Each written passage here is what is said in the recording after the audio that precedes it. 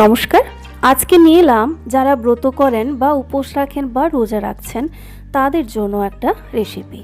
ফল তো আমরা মাঝে মধ্যেই খেয়েই থাকি বা অনেকে রেগুলার খেয়ে থাকি, কিন্তু সেই ফলের সঙ্গে সামান্য কিছু ঘরোয়া উপকরণ অ্যাড করে এত সুন্দর যে একটা স্বাস্থ্যকর রেসিপি তৈরি করা যায়, সেটা কিন্তু একবার আপনি বাড়িতে ট্রাই না করলে বুঝতে পারবেন না।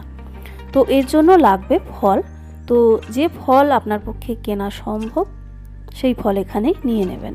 এখানে এরকম কোনো ব্যাপার নেই যে 10-12 রকমের ফল না হলে ফলের স্যালাড বানানো যাবে না। এখানে আমি 2টো কলা, 2টো আপেল, একটা বেদানার অর্ধেক, একটা লেবু আর 50 গ্রাম মতো আঙুর ছোট ছোট টুকরো করে কেটে নিয়েছি।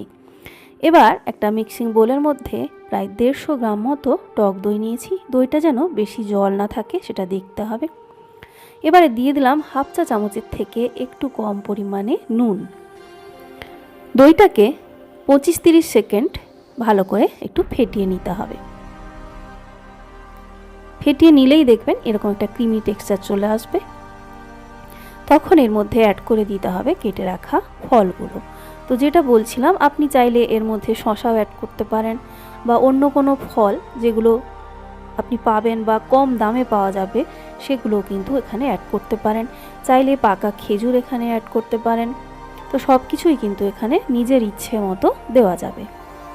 এবার এর মধ্যে টক দইয়ের টক ভাবটা একটু দূর করার জন্য আমি 1 টেবিল চামচ মধু দিলাম। এখানে চিনি না দিয়ে মধুটা দিলে খাবারটা আরও স্বাস্থ্যকর হবে। আর কিছু ড্রাই ফ্রুটস যেটা সম্ভব আমি এখানে আমন্ড আর কিছু কুমড়োর বীজ আর সেই সঙ্গে কিছু কিশমিশকে কুচিয়ে দিয়ে দিলাম।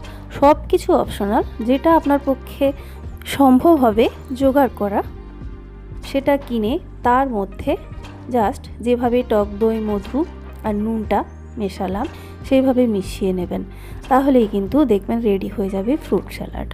এত সুন্দর, এত টেস্টি একটা রেসিপি, তো না খেলে আপনি বুঝতেও পারবেন না টেস্ট। আর সেই সঙ্গে খেলে শুধু যে আপনার পেট ভরবে তা নয়, অদ্ভুত একটা তৃপ্তি পাবেন, যেটা আপনাকে কিন্তু মানসিক শান্তিও দেবে। আর অবশ্যই উপোসের পরে খেলে শরীর তো ভালোই থাকবে এরকম একটা খাবার যদি খান। তো বন্ধুরা, এই ছিল আজকের রেসিপি। আশা করি এই রেসিপিটা সবার ভালোই লেগেছে। আর ভালো লাগলে অবশ্যই একটা লাইক, কমেন্ট, শেয়ার আর সাবস্ক্রাইব করতে ভুলবেন না। আর পাশে থাকা বেল আইকনটা একটু প্রেস করে দেবেন।